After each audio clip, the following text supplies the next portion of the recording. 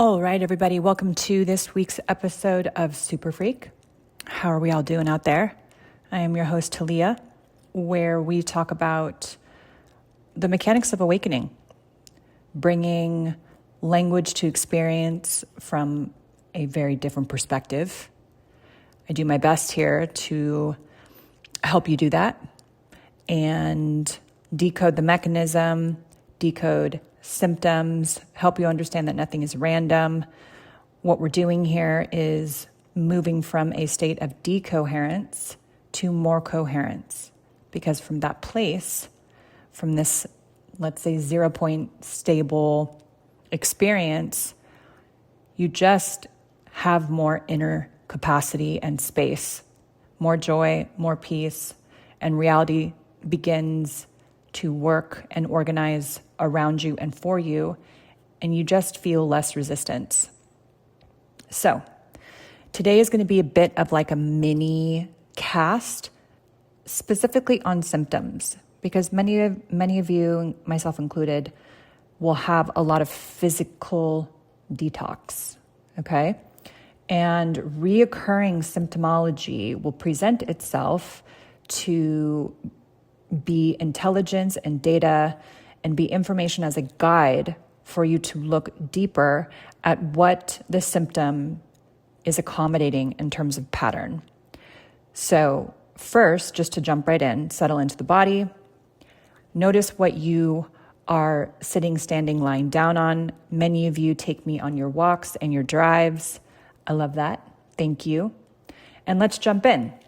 So I'm going to go through how I see symptoms, not as random, but random malfunctions rather, but organized responses and strategic adaptations.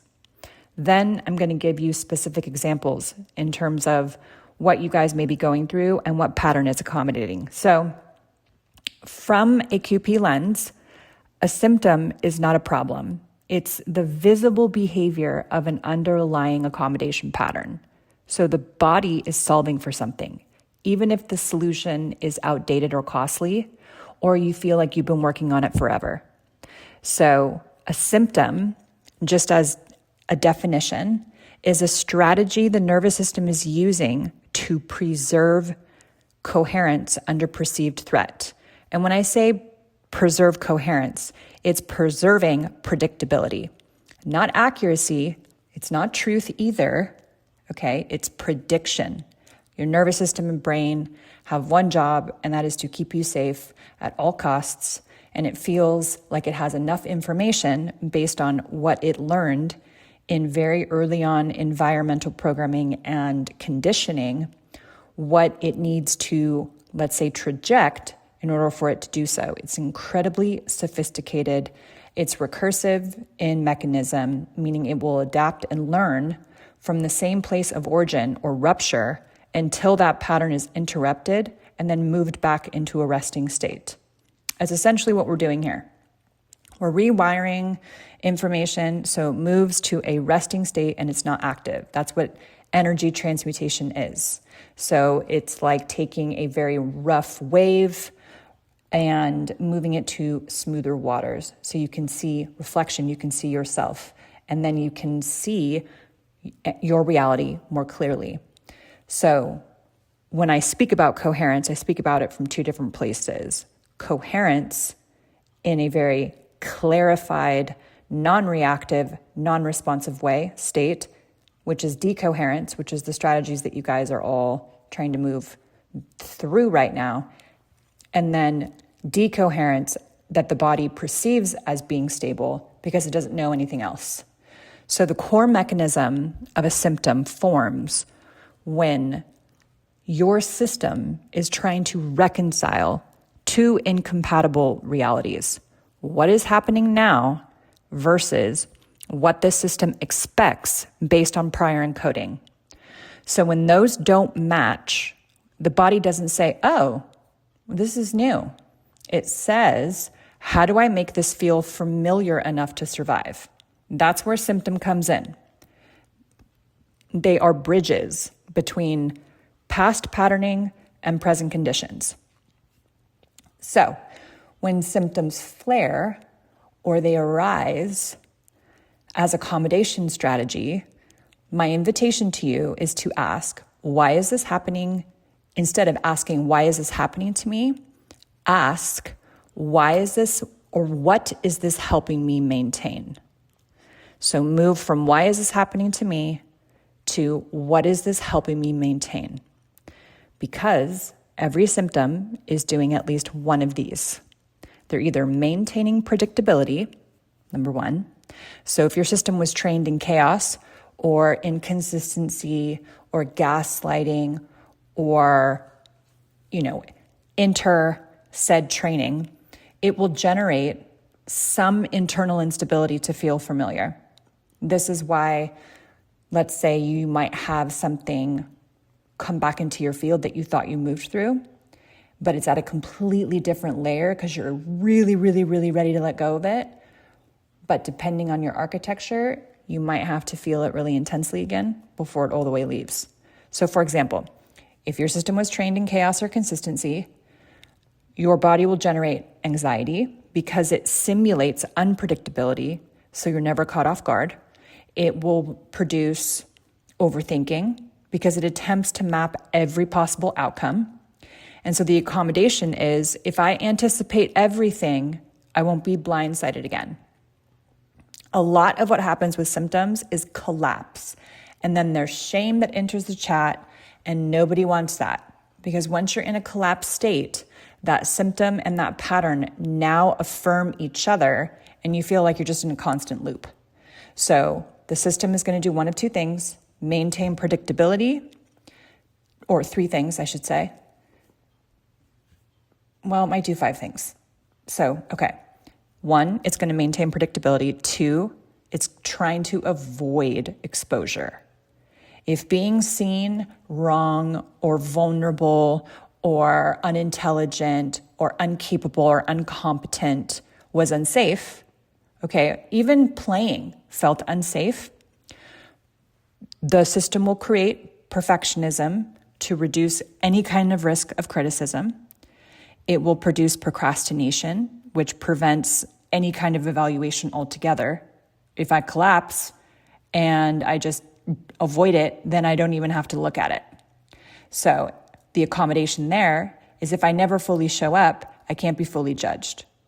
So this is again where shame comes in. Somewhere in early conditioning, you were judged for an idea that you had. You were judged or ridiculed or criticized. And so the system learned that I'm only going to show up a little bit, or I'm going to manage every aspect of myself so that never happens again. So avoiding any kind of emotional exposure. The other thing it's going to do is preserve attachment. So again, coming back to symptoms, it is going to preserve attachment. If connection required any kind of self-abandonment, people-pleasing, emotional suppression, those both maintain any kind of safety in your relationships, and it avoids conflict or rejection. That's what emotional suppression does. And so the accommodation there is, if I stay aligned to others, then I will not be left. Belonging is a core tribal encodement in our subcortical survival strategies. Okay, I'm talking about the brainstem, the axis, C1 to 7. I talk a lot, and we'll be talking a lot more about the spine and where these patterns present themselves in the spine. But I work a lot on the brainstem, in the center of the brain, and then the nervous system when I'm re-entraining the system in meditations and in groups, because it's very, very important for you to know how to meet yourself differently to rewire these patterns altogether. So the other thing a symptom will do is it's trying to regulate overwhelm. So if your system lacks capacity to process anything, process really, really intense emotions, it will move to numbness or disassociation or fatigue or bypass. And this reduces all the incoming signal, right? It limits any kind of engagement. It limits threat. It just eliminates stimulus. So the accommodation there is, if I reduce sensation, I can function. So let me shut down, let me disassociate, and let me numb, just so I can get by. And then the fifth thing it's doing here is maintaining identity architecture. So if your identity was built around a role or a pattern, like chronic struggle or people pleasing, but bearing the weight of that, like hyper independence, the burden of being able to do it all, the burden of being extremely capable, okay? The identity of, there's a lot of this going on in politics, and there's also a lot that went on with like the boss babe thing, or feminism, or you can just, or religion, or virtue, or purity, or like the hyper neo-shaman world. You can start to see how everything becomes extremely rigid because it's maintaining identity.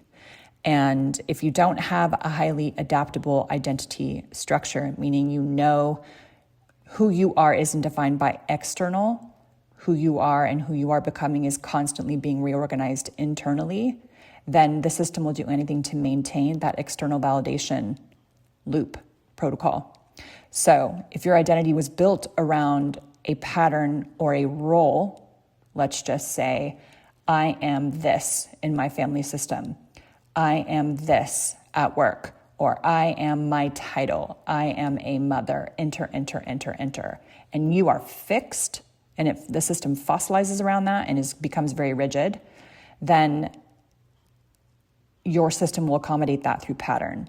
So if you have, let's say, if the system's been trained around a really heavy workload, and there's just one project that constantly causes you to have IBS, or you go into rashes, or your system will create panic attacks, or you won't sleep.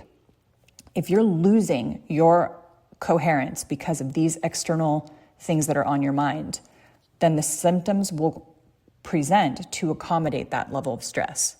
So that chronic struggle reinforces, I am someone who has to work hard to get everything. And then the meaning making kicks in, and then your system produces really, really high stakes. So big obstacles to overcome to prove to yourself that you are worthy and you can hold a lot. It will also, with these repeated relational dynamics, stabilize that familiar self-concept. So it accommodates, if any of this changes, then I don't know who I am. I don't know who I am when shit is easy. I don't know who I am when I don't have to work as hard or perform. I don't know who I am if I'm not a caregiver. I don't know who I am if I'm not seen a certain way by other people. So symptoms persist because they still work, okay? Not consciously, but functionally, to maintain a version of you that the system recognizes. So, for example, let's look at how this presents as symptoms. I remember back in my TikTok days, I talked actively about deprogramming HSV or any kind of herpetic outbreaks, cyclical weight gain, eczema, a lot of like decoding body symptoms. So I was working a lot with health and then offering a lot of meditation specifically around the organs, which are still absolutely valid. But let's go through some of these now. So with herpetic outbreaks, okay, what biologically it's latent quote unquote viruses, but really it's latent pattern that reactivates under stress. So it's immune suppression. The body is going into absolute overdrive, and the system is toggling between like containment and eruption. So the accommodating pattern here, I mean, if I'm using the slave framework, it has everything to do with worthiness. So suppressed expression will store, okay, moves to stored intelligence, and then something will happen to activate that stored intelligence. It's almost like a circuit breaker or a capacity threshold, and then you get a periodic discharge from that. So the immune system downregulates under chronic stress, and then the virus surfaces.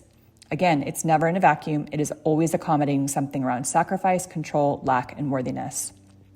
So you will get cyclical inflammation, immune depletion, and then the shame loops. And then you work physically to squash the cycle of that.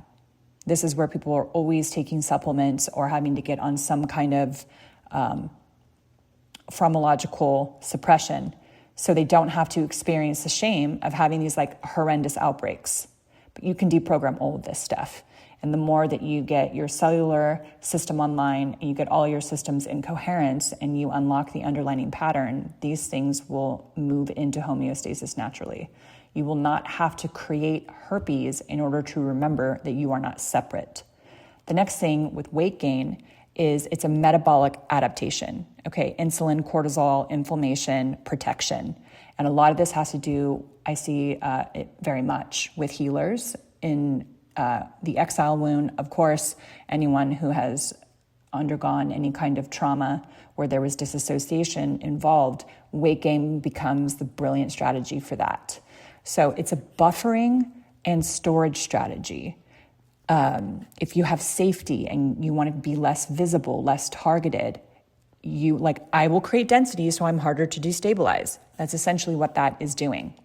Any kind of behavioral defenses, control, avoidance, perfectionism, any of that prefrontal override and limbic threat detection, these are all predictive control systems. So you will overmanage your environment to try to reduce uncertainty, move houses, move homes, reorganize to the nth degree, have be bicoastal. You'll up the ante and overmanage your environment so you can reduce any kind of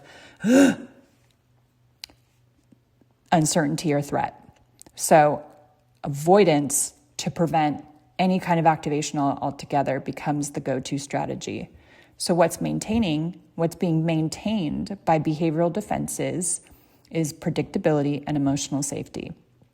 And the cost of that is rigidity, burnout, and you don't become as adaptable.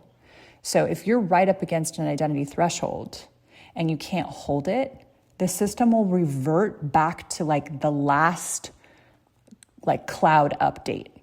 Okay, the last time that you felt really good and really structured and really coherent, it will reach back and then, I'll just go to that last backup and I'll just install your identity from that last backup. And then you create your life from a heightened version of yourself, or let's say the best version of your limited self, instead of wobbling in a really lower version, but at a much, much higher potentiality, right? You kind of wobble because you've entered into a new layer, but you can't stabilize and hold that. If you can learn how to meet, this is what we're doing here, learning how to meet our systems differently, learning how the language of all this stuff, like how we're feeling, of how heavy life can be sometimes.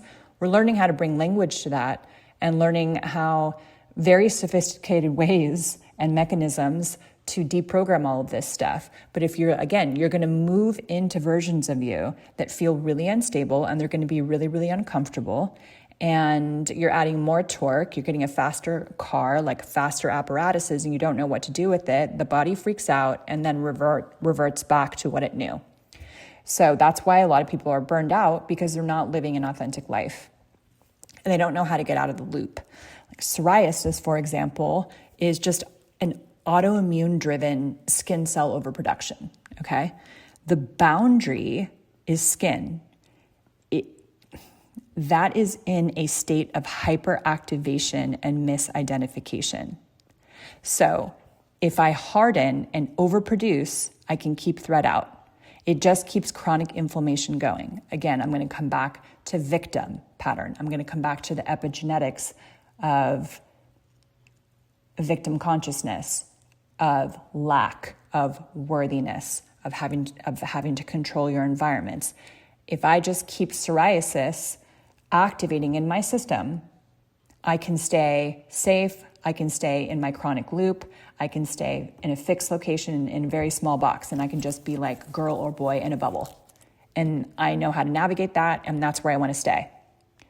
So what's another one? like hormonal dysregulation. So anytime endocrine system imbalance enters the chat, cortisol, estrogen, progesterone imbalances. So if you think about what hormones are, okay, they're timing and then plus a signaling system that regulate rhythm. So the pattern that's being accommodated there is chronic stress, and then any type of loss of internal rhythm due to external overmanagement. So when someone comes to me with hormonal disbalance or dysregulation and imbalances, the thing I'm going to look at is why your consciousness is creating hormonal imbalance and hormonal dysregulation in order for you to remember yourself. And I can go on. Fertility issues like on and on and on. Grief, identity tension, physiological shutdown of reproductive pathways. You're being hijacked in creation, right? So why is your body creating that, or why is your consciousness creating that in order to remember itself? And to keep coming back to that. The body is not malfunctioning. It's an incredibly sophisticated system. It is allocating resources based on perceived conditions.